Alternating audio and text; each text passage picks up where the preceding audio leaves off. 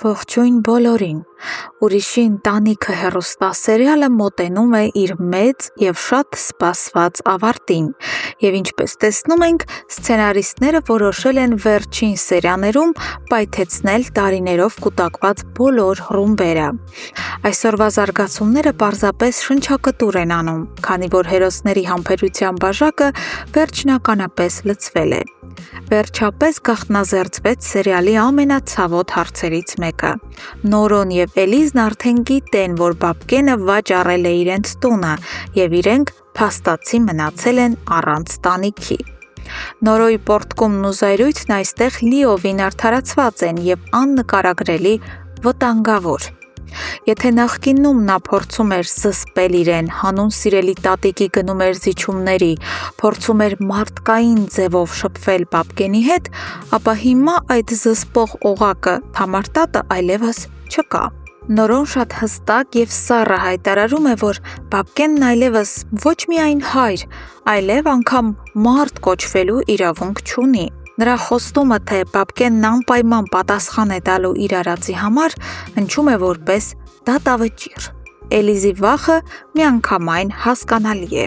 Նա տեսնում է, որ եղբայրը հասել է այն եզրագծին, որտեղ կորցնելու էլ ոչինչ չունի և ընդունակ է ամեն ինչի, անգամ ամենադաժան ինքնադատաստանի։ Մինչ Նորոն պլանավորում է գտնել ու ոչնչացնել հորը,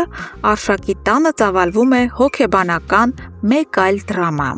Մագդան, իմանալով իր ծագման ճշմարտությունը, հայտնվել է կատարյալ անադեկվատ վիճակում։ Նա ոչ միայն չի գնահատում Արշակի տարիների հոգատարությունն ու զոհողությունները, այլև ամենածանր և անտրամաբանական մեղադրանքներն է հնչեցնում նրա հասցեին։ Մագդան մեղադրում է Արշակին, թե իբր նա դիտավորյալ է պահել իրեն և լռել ճշմարտության մասին միայն մի նպատակով,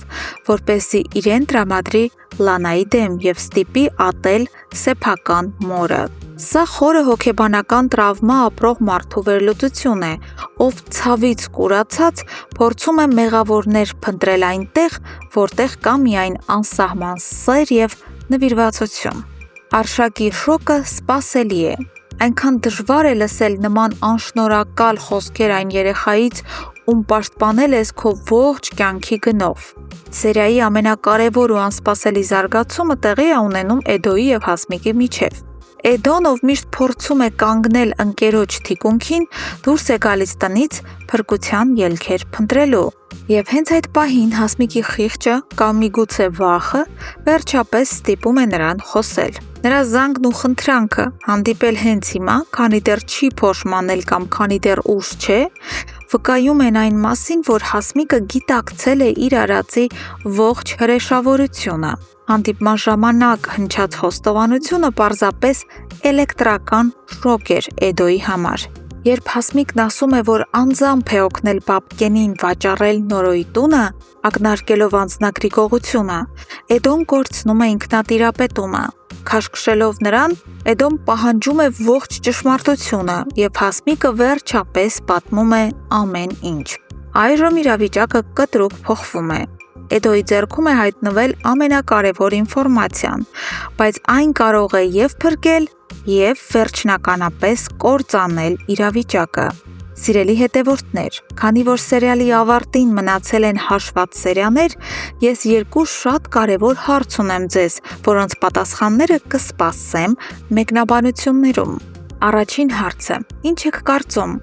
Էդոն անմիջապես կգնա և այս ամենը կպատմի զայրույթից կուրացած Նորոյին, դրանով իսկ ստորագրելով Հասմիկի դատավճիռը, թե կփորձի օգտագործել Հասմիկին Բաբկենի տեղը պարզելու և տունը հետ բերելու համար։ Եվ հարց երկրորդ. արդյոք Մագդան կգիտակցի իր անարդարությունը Արշակի հանդեպ, երբ կրքերը մի փոքր հանդարտվեն, թե այս չհիմնավորված մեղադրանքները վերջնականապես կքանդեն նրանց ջերմ հարաբերությունները։ Անպայման գրեք ձեր վերլուծությունները։ Շնորհակալություն դիտելու համար։